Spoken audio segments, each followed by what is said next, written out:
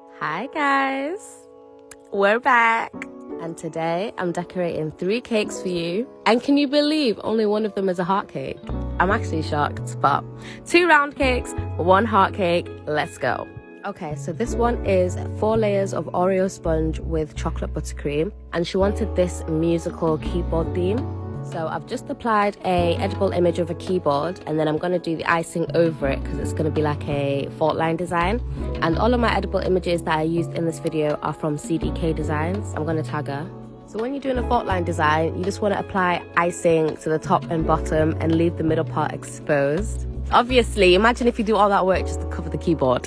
But I like to apply my icing on the thicker side because when you start scraping, you don't want the icing to now mess up the edible image. And because this cake is going to have a raw edge, I scraped off the excess into the center and then scraped it again just so that that border isn't too thick. Now I'm going to be applying a music sheet. If anyone can read music, what is this song?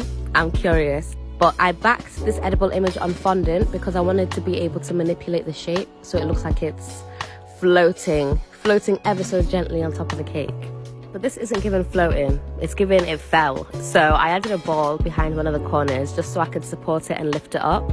Here I was just adding some musical notes, and I actually painted the toothpicks with my black gel food colouring just so it was more cohesive and the wood wasn't screaming in your face.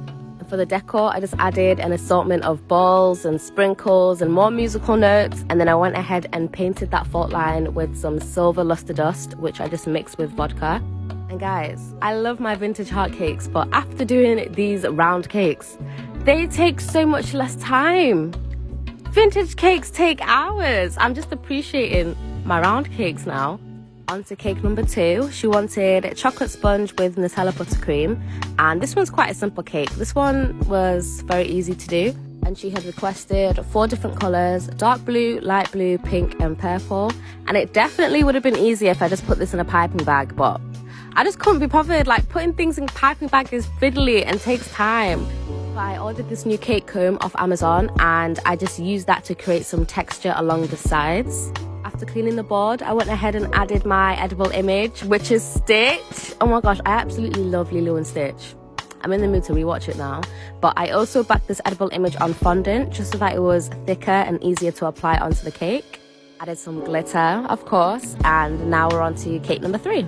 This cake flavour was Oreo sponge with white chocolate buttercream, and it's my beaded cake design. When I tell you, I do this design at least once a week. And I'm not surprised. I am not surprised because it's literally so stunning every time I do it, no matter what cake size. This size is 4 inches, by the way, if you didn't know, and the other 2 were 6 inches. But here I'm just using my 4B piping tip to do the top and bottom borders. And now onto the writing. She wanted it to say, "That girl since 98. I know that's right, yeah." And I'm trying to teach myself to do the writing after I've done the border because that way it's definitely centered. But it's scary because if you make a mistake, you literally have to start everything again. But we thank God that was not the case today. Everything came out perfectly. I finished her off with some glitter spray, and here's a final spin. And let's just take in these close-up shots. Like, every single cake I did today came out fabuloso. But I did do an all-nighter, so I've literally spent the rest of the day sleeping. But each customer was so happy with their cake. Like, the lineup just looks so good. As always, let me know what you guys think and which cake was your favorite.